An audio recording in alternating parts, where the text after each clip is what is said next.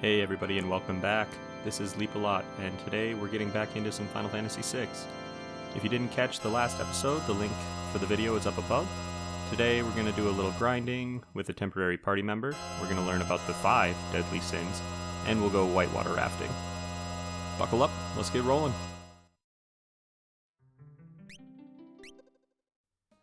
We ended at the Returners' front door. This is the group that Locke and Edgar belong to. We need to hear from their leader about what exactly he thinks we should be doing to combat the Empire.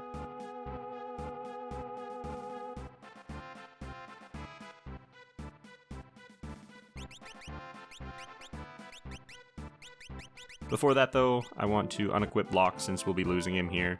I'm pretty sure he automatically unequips anyway, but I didn't want to find out later that I was wrong. So this is Banon, the leader of the Returners. He's a creep.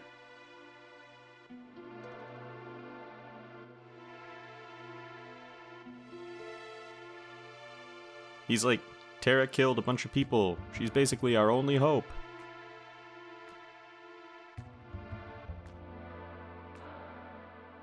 I also like how he tells this story of Pandora's box here, but he says that mankind released the evils of envy, greed, pride, violence, and control?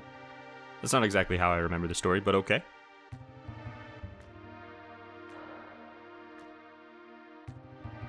The party has to be like, Banon, dude, knock it off. You're coming on a little strong here. And he's like, oh, yeah, I'm tired. Leave me alone. After that, we follow Terra around as she talks to everyone to get their opinions on the matter. Locke sounds like he had a friend imprisoned by the Empire, and that's why he joined the Returners. Terra doesn't really have, friends or family. She's concerned that she doesn't have anyone to care about or who cares about her. More important than any of those internal struggles, though, we need to loot this place. There's a super important item in the top room.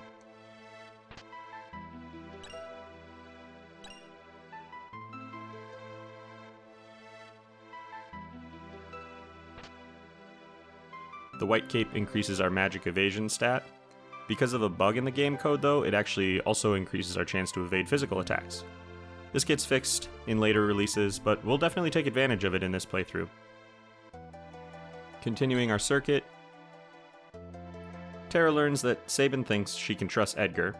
Those two seem to have a great, though still mysterious, relationship. Again, we'll learn more about that as we progress, especially since those two are pretty useful in this run. We'll be hanging on to them pretty frequently. Rounding out our party, we get some good insight from Edgar. He says that they desperately need Terra to join them, but forcing her to join would make them the same as the Empire. She needs to make up her own mind, and we'll see about that. Afterward, we leave to tell Banon our decision. Banon asks us to be the light of hope for the world, and we're like, no way, dude. You're creepy, and you're manipulative.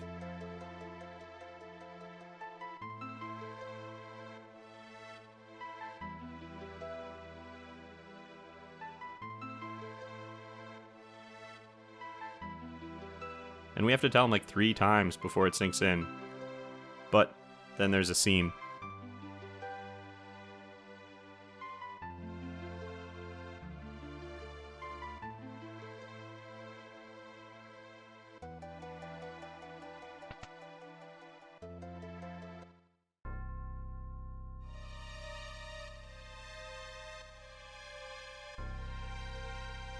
A wounded soldier limps in before collapsing.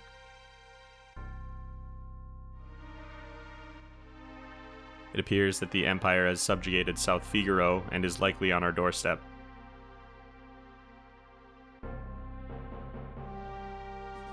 We don't really have a choice. We have to flee. Locke will make his way to South Figaro to cause some havoc, and we'll flee down the river ahead. Even though we told Banon we don't want to join his crusty group, that's where the story takes us next. We do get a really good item out of this, though.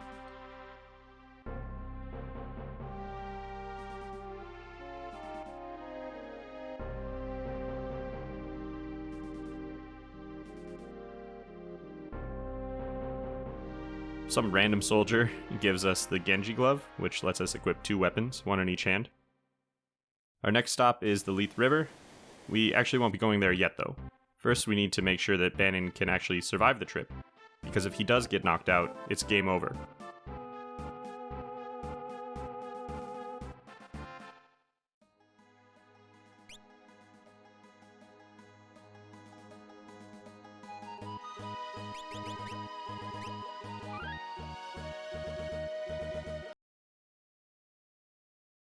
Fun fact about this part, the video processing software I use can increase the video speed by 50 times.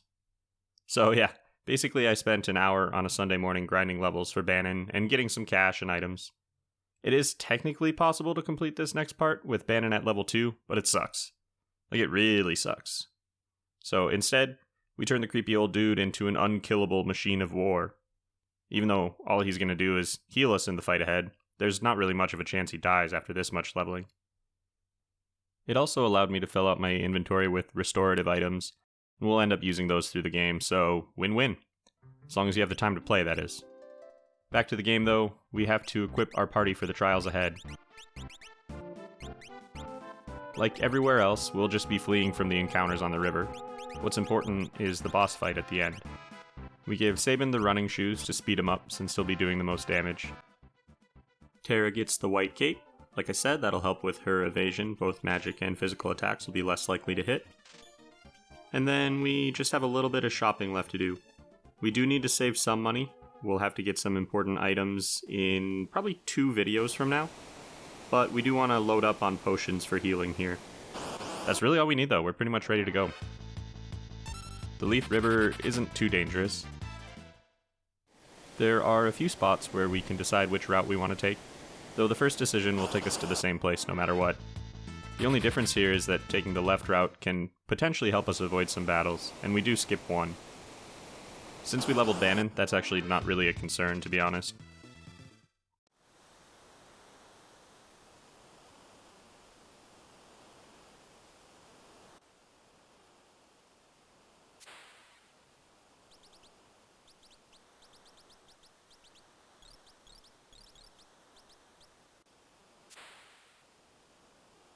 The second choice, though, is much more important.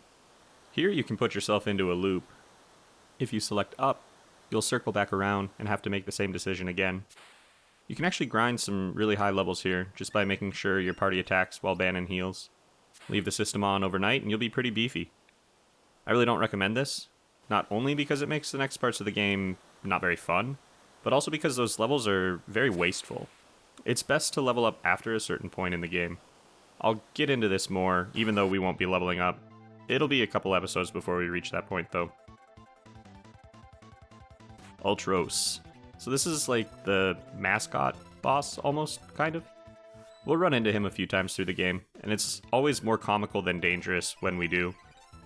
Ultros isn't very hard here, unless you didn't level Banon up. Then it can be ridiculously hard to keep Banon alive. And like I said, if Banon dies, that's game over. The strategy here, though, is pretty simple. Banon will use his health ability, Sabin will use his Aura Bolt Blitz, Edgar will use the auto crossbow, and Terra uses fire.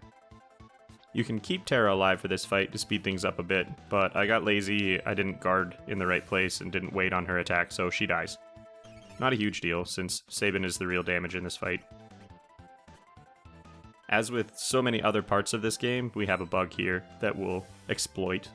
Blind is supposed to make it harder for us to hit, and make it easier for enemies to hit us. Well, it doesn't really do anything at all, so we don't need to worry about eye drops, and we get these cool little shades, with no downside. Ultros is such a creepy little gremlin, like, just look at his eyes and his creepy mouth, and imagine him calling you a tasty morsel. Ugh. I love his little phrases and the personality that they give him. He's like creepy, mocking, and overconfident, but he's not really that powerful, he can't back it up. Probably the best part of this to me is when he says that Banon frightens him. Without leveling up, that's your time limit for this fight. He can't actually survive that attack. But in our game, it's just more nightmare fuel for Ultros. Honestly, everyone should fear Banon, I know I do. Not too much longer after that, though, we win. Ultros flees, or appears to. He actually just waits to grab Terra's leg, but Edgar pulls her away from the edge of the raft. Speaking of, I've always wondered how we ran away from battles on the river here. Like, we're on a raft. There's not a lot of room to escape a fight. Sabin hops into the water to blitz the enemy.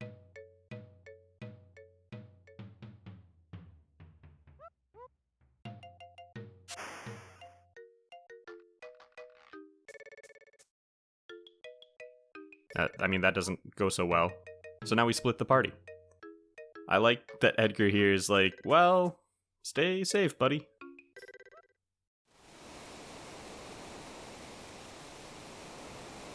We'll see Sabin again, but it'll be a minute. First, we want to continue the story of Banon, Edgar, and Terra.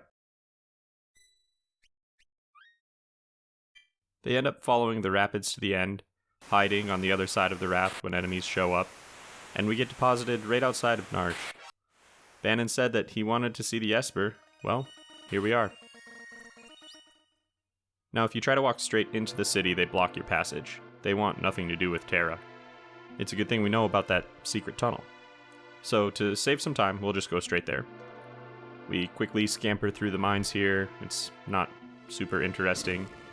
We do still need to keep Banon alive, but he's basically the Terminator at this point, so no worries there. Later on, Narsh will be the site of a pretty important battle, so we'll get pretty familiar with these cliffs, the mines, and the whole town in general.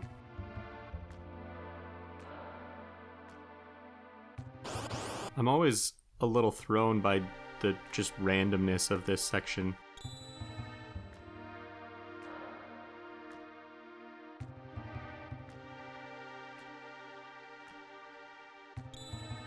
And how does anyone know that you need to tag the light to escape?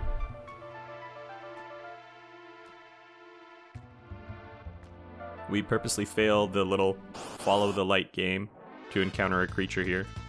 But after that, we just have to continue around this area.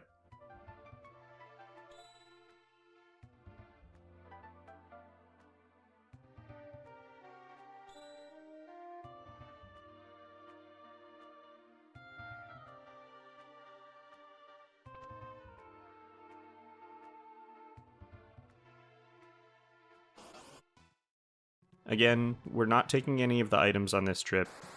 They'll sit here until the second half of the game. At the end of the mines, we strip everyone of their gear and return to the same place where Terra woke up.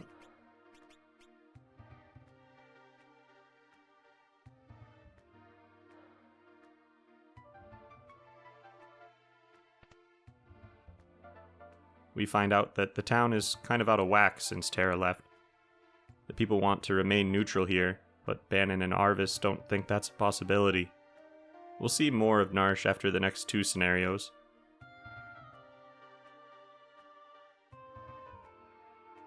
For now, though, let's call it an episode here. If you made it this far, I'd like to say thank you. This isn't a very challenging stretch of the game, which can be kind of nice. It took some time to grind levels, but that just meant that we're extra prepared going into the next two scenarios. We'll do Locke's next, but Sabin's will have to wait. That one is going to be super long. I'm actually not sure I'll even be able to cut it down to one episode. Anyway, feel free to like or subscribe if you wish. If you have any thoughts, let me know in the comments below. Otherwise, I'll see you next time.